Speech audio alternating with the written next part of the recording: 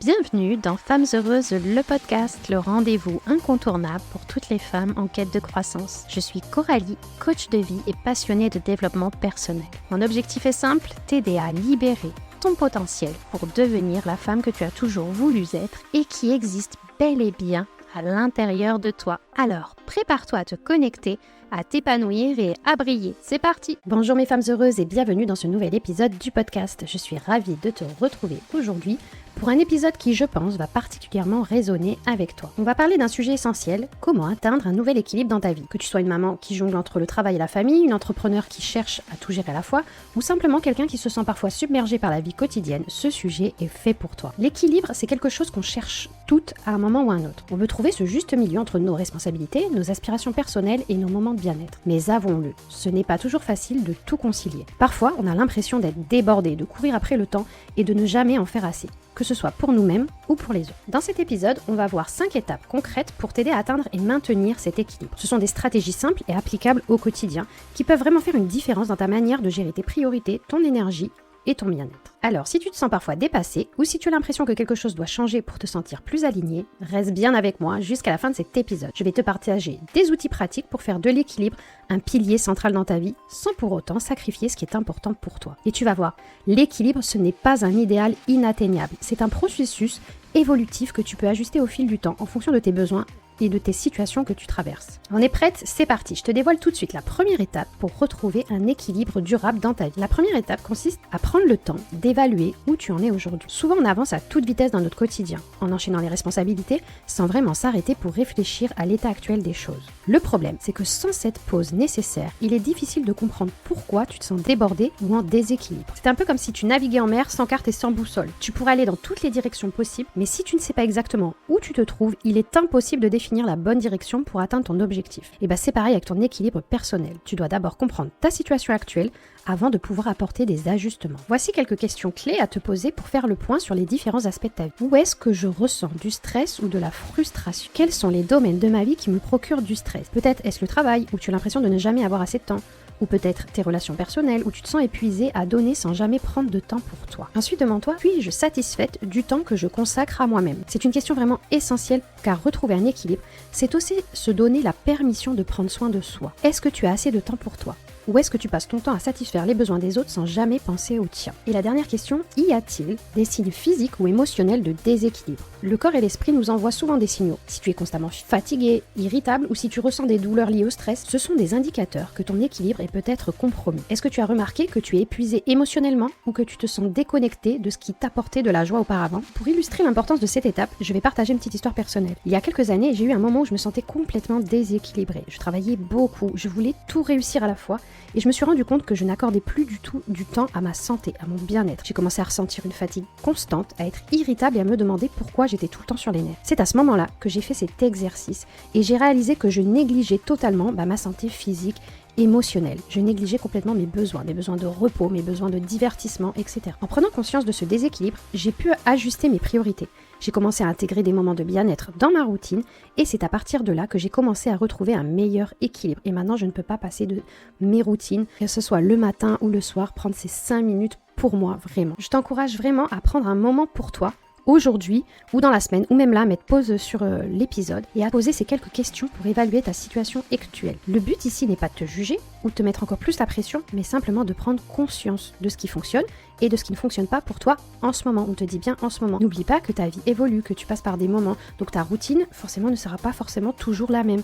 Elle évolue en fonction des années, de ta situation personnelle. Forcément, quand ma fille était tout bébé, je ne pouvais pas avoir les mêmes habitudes, les mêmes routines que maintenant, qu'elle est plus grande, qu'elle a 12 ans, qu'elle est autonome. Donc forcément, pareil, sois bienveillante avec toi. Tu ne peux pas forcément avoir la même routine quand tu as des enfants en bas âge que quand tes enfants sont plus grands, par exemple, ou que tu vis seule. Donc installe tes routines par rapport à ta situation du moment et donc sois bienveillante. Ne va pas te forcer à te mettre une routine si elle ne convient pas à ta situation actuelle. Et rappelle-toi, cette étape d'évaluation est cruciale. Sans elle, il est difficile de savoir où et comment apporter les changements nécessaires. Donc prends ce temps pour faire le point. Cela te donnera une base solide pour avancer vers un nouvel équilibre. Donc maintenant que tu as pris le temps d'évaluer ta situation actuelle, que tu as une vision claire de ce qui fonctionne et de ce qui est déséquilibré dans ta vie, la prochaine étape est de redéfinir tes priorités. Souvent, nous nous retrouvons déséquilibrés parce que nous essayons de tout faire en même temps, de répondre à toutes les demandes et de satisfaire les attentes des autres. Ce qui nous laisse peu, voire pas de place pour ce qui compte vraiment pour nous. Redéfinir tes priorités, c'est apprendre à dire oui à ce qui est essentiel pour toi et non à ce qui t'éloigne de cet équilibre. Dans notre société, il y a une pression constante pour tout réussir, carrière, famille, vie sociale, bien-être personnel, etc., etc. Mais la vérité, c'est que tout ne peut pas avoir la même importance en même temps. Et ce n'est pas grave. Redéfinir tes priorités signifie que tu reconnais qu'à certaines étapes de ta vie, certains domaines doivent avoir plus d'attention, tandis que d'autres peuvent être mis un peu en pause. Peut-être as-tu déjà ressenti justement ce tiraillement entre ce que tu penses devoir faire et ce que tu veux vraiment faire. Par exemple, tu as passé des journées à cocher tes tâches sur ta to-do list, mais au fond, tu as l'impression de ne pas avancer sur ce qui te passionne ou sur ce qui a vraiment du sens pour toi. C'est là que la redéfinition de tes priorités entre en jeu. Et je dirais que l'une des étapes les plus importantes pour retrouver un équilibre, c'est d'apprendre à dire non. Cela peut sembler difficile, surtout si tu es habitué à faire plaisir aux autres ou à tout gérer toi-même, mais c'est vraiment indispensable. Dire non, c'est reconnaître que tu n'as pas un temps infini et que pour avancer sereinement, tu dois choisir ce à quoi tu accordes ton énergie. D'abord, je voudrais que tu identifies tes non négociables. En fait, ce sont les aspects de ta vie auxquels tu vas accorder le plus de temps et d'énergie. Ces priorités sont ce qui te nourrit, ce qui te fait grandir, ce qui te rapproche de l'équilibre que tu recherches. Par exemple, il peut s'agir de passer du temps avec ta famille, de prendre soin de ta santé ou de te consacrer à un projet qui te tient à cœur. Donc là, prends quelques minutes pour réfléchir à tes non négociables. Quelles sont les 3 ou 4 choses que tu veux absolument intégrer dans ton quotidien, peu importe le reste. Écris-les et garde-les sous les yeux. Cela vraiment te servira de boussole lorsque tu devras prendre des décisions sur la manière de gérer ton temps et ton énergie. Ensuite, établis des priorités réalistes. Il est facile de se laisser emporter par l'idée de tout réussir, mais cela conduit souvent à un surmenage et à la frustration. Tes priorités doivent être réalistes, basées sur ce que tu peux véritablement accomplir dans une journée, une semaine ou un mois. Tu ne peux pas être à 100% dans tous les domaines en même temps et c'est normal.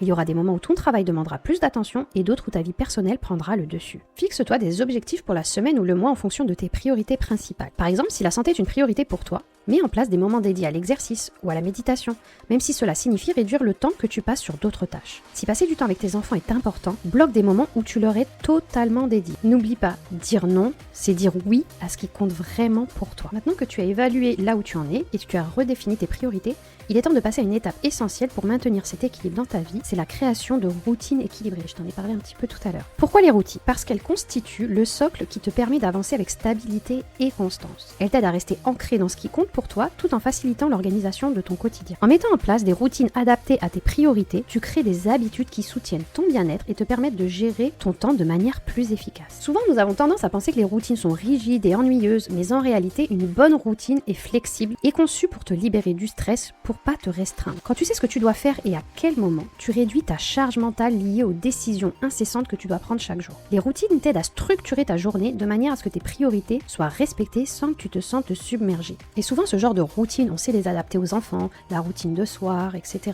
se laver les dents, lire l'histoire, faire dodo, etc. Tout ça, c'est des choses qu'on arrive à appliquer aux enfants, même à l'école, le temps de la sieste, le temps calme, etc., le temps de jeu. Et bien nous, souvent les adultes, on oublie de continuer à instaurer ces routines qui sont nécessaires pour apaiser notre mental. En créant des routines équilibrées, tu mets en place un cadre dans lequel tu peux te concentrer à la fois sur tes responsabilités professionnelles et personnelles, mais aussi sur ton bien-être. Parce que retrouver l'équilibre, c'est ça aussi, savoir intégrer des moments pour toi dans ton quotidien. Et je dirais qu'il existe 2 moments clés dans la journée pour créer des routines équilibrées. Le matin et le soir. Ce sont des moments où tu peux te recentrer sur toi-même avant de te lancer dans des tâches quotidiennes ou avant de finir la journée. Le matin, c'est le moment parfait pour te préparer mentalement et physiquement à la journée qui t'attend. Avoir une routine matinale te permet de commencer ta journée en te sentant calme, organisée et pleine d'énergie. Au lieu de te précipiter hors du lit pour directement te plonger dans tes responsabilités, prends le temps de te connecter à toi-même et à tes priorités. Donc voici quelques éléments à intégrer dans ta routine matinale. Se lever un peu plus tôt. C'est un des meilleurs moyens de créer de l'espace pour toi. Donc cela te donne du temps pour démarrer ta journée sans te sentir pressé, pour pouvoir prendre ce temps pour toi, par exemple avant que les enfants ne se réveillent. C'est de trouver un moment de pleine conscience, que ce soit à travers la méditation, quelques minutes de respiration profonde ou simplement en savourant ton café en silence. Un moment de calme t'aide à clarifier ton esprit avant de commencer la journée. Et c'est aussi de faire un petit peu d'exercice physique. Intégrer une petite activité, comme quelques étirements ou une marche rapide est un excellent moyen de réveiller ton corps et de stimuler ton énergie. Ensuite, tu peux fixer tes intentions pour la journée. Prends quelques minutes pour écrire ou réfléchir à tes priorités du jour. Cela t'aidera vraiment à rester connecté sur ce qui compte vraiment et d'éviter de te disperser. Moi, j'ai vraiment intégré la méditation, les respirations profondes, l'écriture sur le journal Femmes Heureuses que tu peux retrouver sur la boutique femmesheureuseslaboutique.fr. C'est vraiment mes moments indispensable pour me sentir plus alignée et moins stressée dès le début de la journée. Bien évidemment, comme je te l'ai dit tout à l'heure, parfois, à certains moments de la vie, ce n'est pas toujours possible. Ce n'est pas forcément une obligation de se dire dès le matin, je fais ça.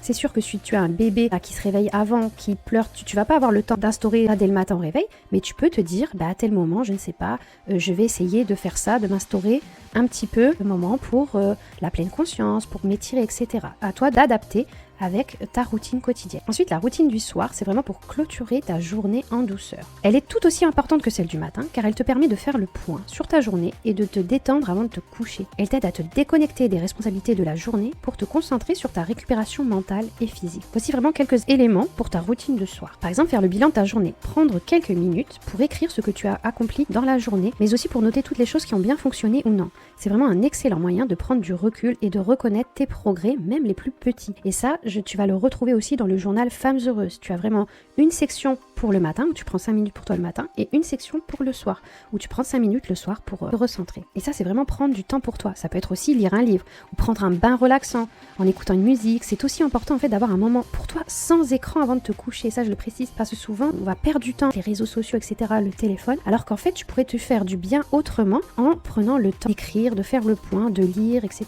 de prendre un bain. Tu peux aussi préparer quelques éléments pour le lendemain. Choisir ta tenue, noter tes tâches à faire ou organiser ton espace de travail. Cela te permet en fait de te sentir plus détendue et prête pour la journée suivante. Et ça, c'est pareil. C'est quelque chose souvent qu'on fait avec nos enfants, où on va leur dire de préparer leur sac, leur cartable, on leur dit de préparer leurs vêtements, où on leur prépare, etc. pour que ce soit prêt. Et souvent, on s'oublie nous-mêmes à faire ces choses-là pour nous-mêmes. Et ce sont ces petites actions répétées quotidiennement qui finissent par créer de grands changements dans ta vie. Les routines équilibrées t'aide à rester ancré dans tes priorités, à éviter de te laisser happer par des distractions ou des imprévus. Rappelle-toi que les routines ne doivent pas être rigides, je le répète encore.